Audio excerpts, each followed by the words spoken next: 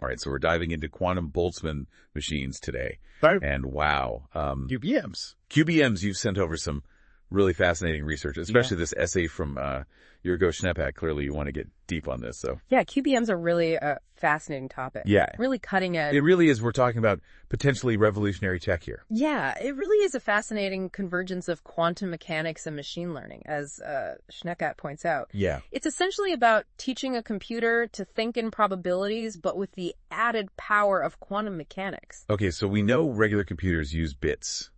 0 or 1 QBMs use qubits, which can be both 0 and 1 at the same time thanks to superposition. Right. Schneppat really emphasizes that this is just the tip of the iceberg. Oh, yeah.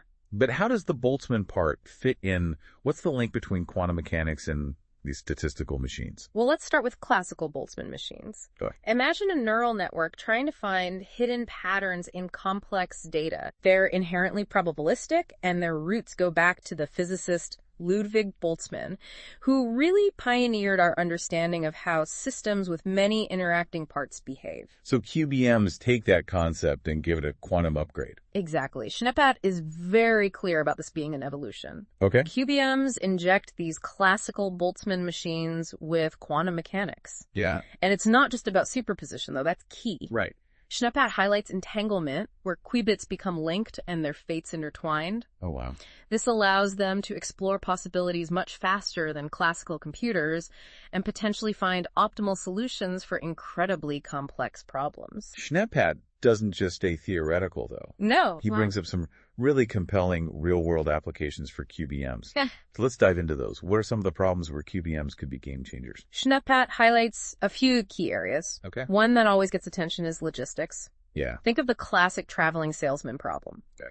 Finding the shortest route through multiple cities. QBMs, by considering all possible routes simultaneously, could potentially factor in real-time traffic changes or weather patterns, something classical computers struggle with. That's way more efficient than any GPS we have now. And Schneppat also mentions finance, right? Yes, Schneppat points out that the financial markets are incredibly complex with massive amounts of data. QBMs could analyze this data in ways we can't even imagine right now, potentially leading to better investment strategies or risk assessments. So they could actually help us understand market behavior in a deeper way. Exactly. And another area Schneppat is excited about is scientific discovery, especially in fields like quantum chemistry and materials science. Right. Imagine designing brand new materials with properties we haven't even dreamed of. Okay, now that is what I call mind-blowing. But even Schneppat admits it's not all smooth sailing. Of course not. He brings up some serious challenges.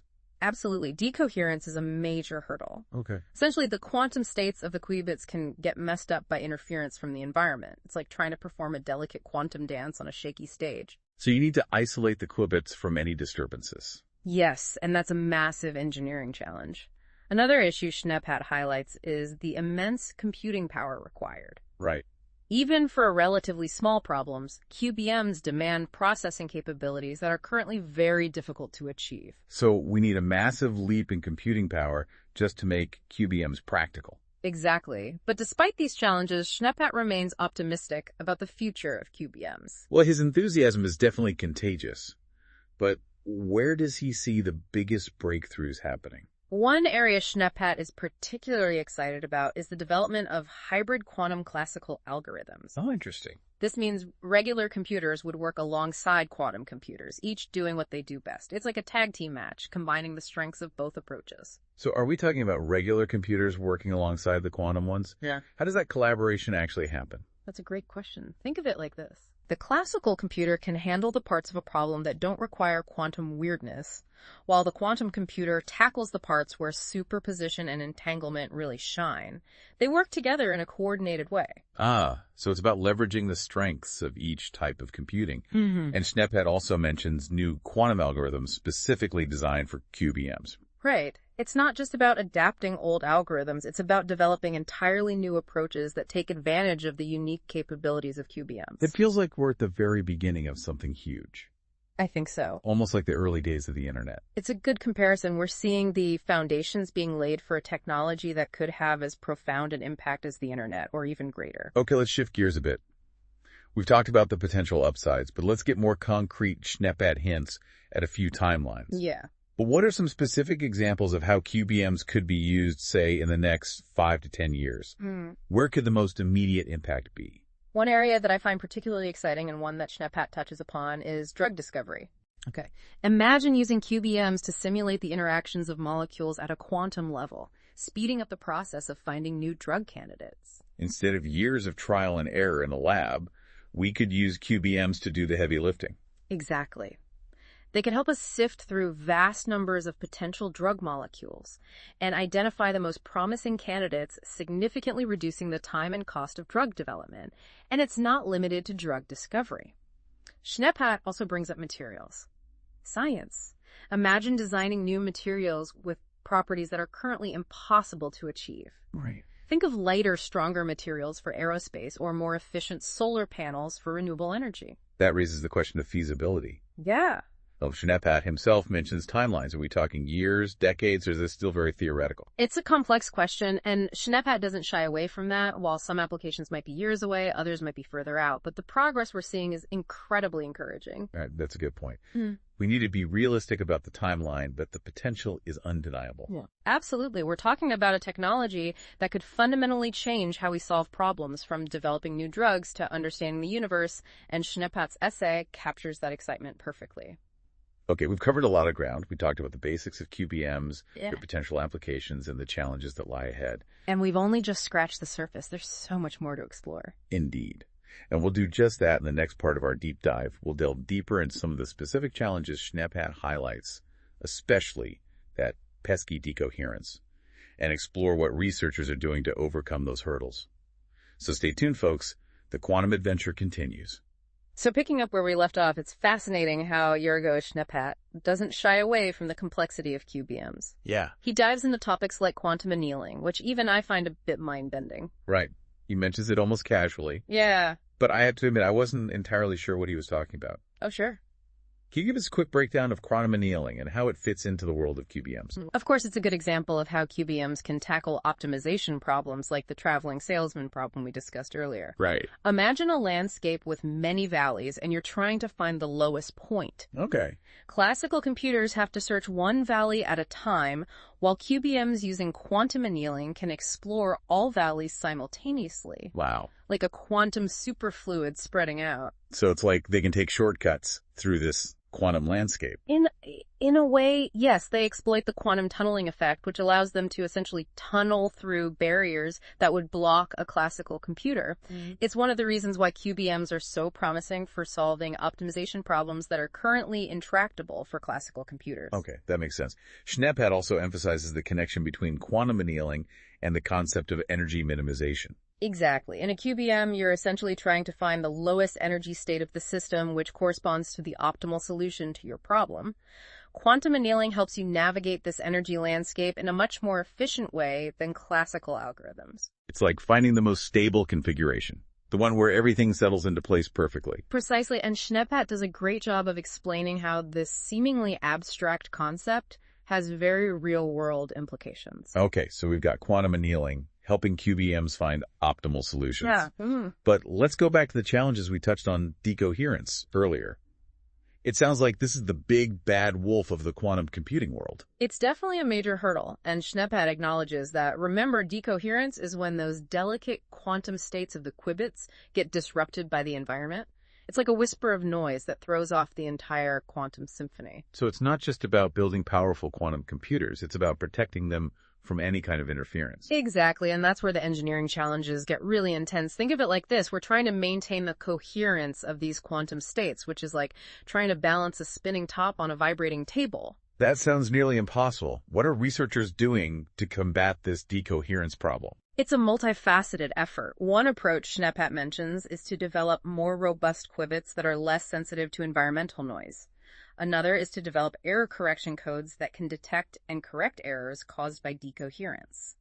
So it's like building in redundancy and backup systems to compensate for the inevitable disruptions. Yes, and those error correction codes are a whole fascinating field in themselves. It's like a complex game of quantum chess where you're trying to outmaneuver the errors introduced by decoherence. It sounds like there's a lot of ingenuity going into this, but is it a winning battle? It's a constant race. As we develop more complex quantum computers, the decoherence problem becomes more challenging. but the progress being made is remarkable. Schneppat points out that we're seeing significant improvements in qubit coherence times. So the qubits are staying in their quantum state for longer periods. That's encouraging. It is, and as we improve qubit coherence times, we can perform more complex computations, opening up new possibilities for QBMs. Okay, so let's say we contain decoherence. What about the other challenge Schneppat highlights? The sheer computing power needed to run these QBMs. Right. Are we talking about building supercomputers the size of cities? It's not quite that drastic, but the computational demands are definitely significant. Even simulating relatively small systems on a QBM requires enormous processing power, and Schneppat emphasizes that as we tackle more complex problems, those demands increase exponentially. So it's not just about building a single super powerful quantum computer. It's about having enough computational resources to scale these systems up. Exactly. And it's not just about the hardware. We also need to develop sophisticated algorithms and software tools that can efficiently harness the power of these quantum computers. So it's a convergence of hardware, software, and brain power. Absolutely. And that's one of the things that makes this field so exciting. It's pushing the boundaries of science and engineering in so many different directions. Speaking of pushing boundaries, let's go back to the potential applications of QBMs. We talked about drug discovery and material science, but Schneppat hints at something even more radical: the potential for QBMs to revolutionize artificial intelligence. Yes, Schneppat argues that by combining quantum computing with machine learning, we could create AI systems that are far more powerful and capable than anything we have today. Okay, now we're really getting into science fiction territory. Yeah. AI that can think like a quantum computer that's both thrilling and a little terrifying. I understand the apprehension, but it's important to remember that AI is ultimately a tool. It's up to us to ensure that it's used for good. Schneppat believes that if we can harness the power of QBMs for AI, we could potentially solve some of the world's most pressing problems, from climate change to global poverty. Couldn't this also lead to new problems? Imagine AI systems so advanced that they surpass human intelligence. What happens then? That's a valid concern, and one that's been explored by science fiction writers for decades. It's crucial that we develop ethical guidelines and safety protocols for AI, especially as it becomes more sophisticated. Schneppat doesn't delve deeply into this, but it's a conversation we need to have as a society. Okay, so we've got potentially world-saving AI, but also potential risks to consider. A lot to process. It is, but it's also incredibly inspiring. Schneppat reminds us that we're on the cusp of a technological revolution, one that could reshape our world in profound ways, and it's up to us to guide this revolution responsibly. Well said. Now, one thing that Schneppat doesn't address directly is the accessibility of this technology. Right. Who's actually working at QBMs? Is it just the big tech companies, or are smaller players getting involved too? It's definitely a mix. You have the giants like Google, IBM, and Microsoft investing heavily in quantum computing research. They're building large-scale quantum computers and developing the software platforms to make them accessible. So it's kind of like the early days of the internet where you had these massive mainframes and then things gradually became more decentralized. That's a good analogy. But what's exciting is that we're also seeing a surge of startups and smaller companies entering the quantum computing space. They're developing specialized hardware, software tools, and even applications tailored for specific industries. So it's not just a playground for the tech giants. Not at all. There's a growing ecosystem of companies and researchers all contributing to the advancement of QBMs, and this diversity of perspectives is crucial for driving innovation. It sounds like there's a real sense of collaboration and open innovation in this field. There is, and that's one of the things that makes it so appealing. It's not just about competition, it's about collectively pushing the boundaries of what's possible. Okay, let's say someone is listening to this deep dive and thinking, wow, this is amazing, I want to get involved. Yeah. What kind of background do you need to work with QBMs? Schneppat doesn't really delve into this, but I'm curious, what skills are in high demand? It's a fascinating blend of disciplines. You need a strong foundation in physics, of course, particularly quantum mechanics. Right. But you also need expertise in computer science, mathematics, and even some knowledge of machine learning. It's a highly interdisciplinary field. So it's not your typical software engineer who's just coding in Python or Java. Not quite. Quantum programming requires a different mindset and a deeper understanding of the underlying principles of quantum mechanics.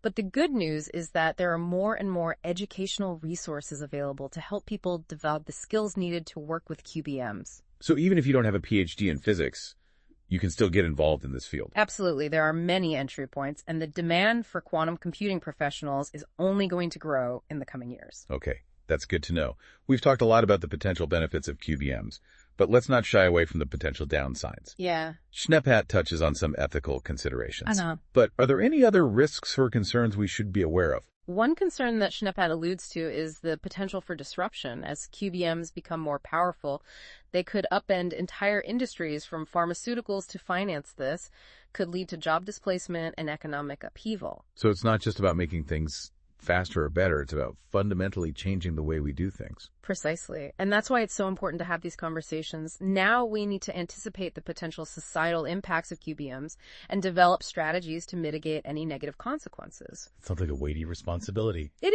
is, but it's also an incredible opportunity to shape the future of technology and ensure that it reflects our shared values. Schneppat's essay reminds us that we're not just passive observers in this technological revolution, we're active participants who have the power to steer it in a positive direction. Well said. Now let's circle back to Schneppat's focus on scientific discovery.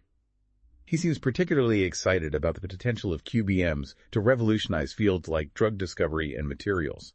Can you elaborate on that? Schneppat argues that QBMs could help us overcome some of the fundamental limitations of classical computing in these fields. For example, in drug discovery, QBMs could be used to simulate the interactions between molecules with much greater accuracy than is currently possible. This could lead to the development of more effective drugs with fewer side effects. So QBMs could help us make breakthroughs in areas that have traditionally been very difficult to explore. Exactly, and it's not just about drug discovery and materials.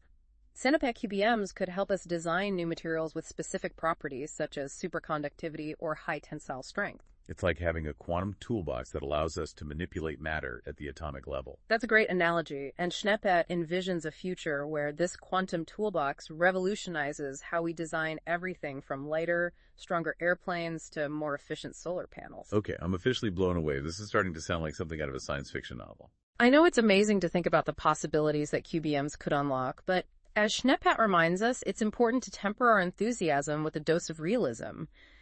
These are still early days, and there are many challenges to overcome. Okay, let's step back for a moment and consider the ethical implications of QBMs. Yeah. Schneppat doesn't really delve into this in his essay, Right. but it's something we should discuss. What are some of the potential concerns? That's an excellent point. As with any powerful technology, it's crucial to consider the ethical implications of QBMs. One concern is the potential for misuse. As QBMs become more powerful, they could be used for malicious purposes, such as breaking encryption codes or developing more sophisticated cyber weapons. It's crucial that we develop safeguards to prevent the misuse of this technology. So it's kind of like the nuclear technology dilemma. Incredible potential for good, but also the risk of catastrophic consequences if it falls into the wrong hands. That's a good comparison. We need to be mindful of the potential risks and develop ethical guidelines to ensure that QBMs are used responsibly. So it's not just about the technology itself, but also about the values and principles that guide its development and use. Precisely. We need to have a thoughtful conversation about the potential societal impacts of QBMs and ensure that they are used for the benefit of all humankind. It sounds like we have a lot of work to do to ensure that QBMs are used for good and not for harm. We do, but it's important work, and I'm confident that we can rise to the challenge. Okay, let's wrap things up for this segment of our deep dive. We've covered a lot of ground, from the basics of QBMs to their potential applications and ethical implications. And we've only just scratched the surface. There's so much more to explore in this fascinating field. It's clear that QBMs have the potential to revolutionize many aspects of our lives, but it's equally clear that we need to proceed thoughtfully and responsibly to ensure that they are used for the benefit of all humankind. I couldn't agree more. The future of QBMs is bright, but it's up to us to shape that future in a way that is ethical, equitable, and sustainable. Lots to ponder there, right? We'll be back soon with more on QBMs, including a closer look at the research being done to overcome the technical challenges and unlock their full potential. Thanks for joining us. So, one thing that really struck me about Schneppat's essay is how he balances this incredible optimism about QBMs with this clear-eyed view of the challenges. It's not just hype. He really acknowledges the hurdles we need to overcome. Yeah, absolutely. I think Schneppat doesn't shy away from the complexity of the science or the engineering involved. He makes it very clear that building these practical, large-scale QBMs is a monumental task, but he also makes a really compelling case for why this is a task worth pursuing. Right. The potential rewards are just so enormous. But let's talk about the timeline. Schneppat hints at a future where QBMs are revolutionizing medicine, materials, Yeah. science, even artificial intelligence. But when might we realistically see some of these applications come to fruition? It's tough to pinpoint exact dates, and Schneppet avoids doing that, but I think it's reasonable to expect significant progress in the next decade or two as quantum computers become more powerful and accessible. Right. We'll see an acceleration of research and development in various fields. So while we might not have QBMs in our smartphones next year, Right. we could see some game-changing applications emerge within our lifetime. Yeah, I think that's a fair assessment in drug discovery. For example, QBMs could significantly reduce the time and cost of developing new treatments. We could see breakthroughs in personalized medicine and the fight against diseases like cancer and Alzheimer's. Okay, so potentially life-saving drugs are on the horizon. And what about the potential impact on materials science? Yeah. Schnepphat paints a vivid picture of a future where we can design materials with properties that are currently impossible to achieve. Right. Imagine lighter, stronger materials for aerospace or solar panels that are far more efficient at converting sunlight to energy. Right. These advancements could pave the way for a more sustainable future. It's exciting to think about those possibilities, but what about the potential for disruption? Schneppet touches on this briefly, but I'd like to explore it further. How might QBMs reshape industries and even the global economy?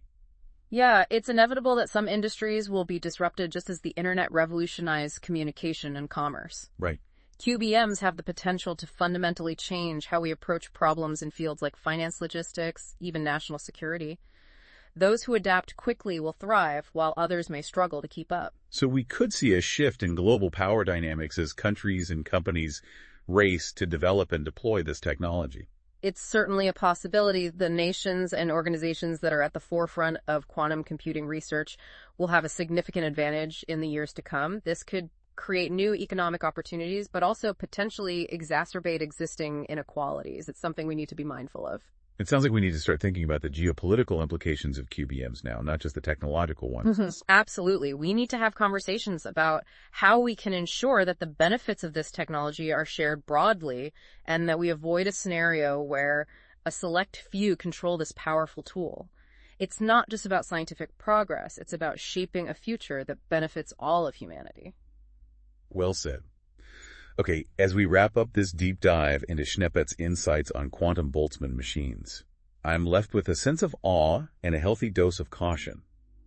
It's clear that this technology has the potential to reshape our world in profound ways, but it's up to us to ensure that it's used for good. I completely agree. It's a time of great opportunity, but also great responsibility. We need to approach the development and deployment of QBMs with wisdom and foresight. Schnepphat's essay is a valuable contribution to this ongoing conversation, prompting us to think deeply about the implications of this transformative technology. And to our listeners, thank you for joining us on this journey into the world of QBMs. We hope you found it informative and thought-provoking. The future of quantum computing is full of possibilities, and we can't wait to see what unfolds in the years to come.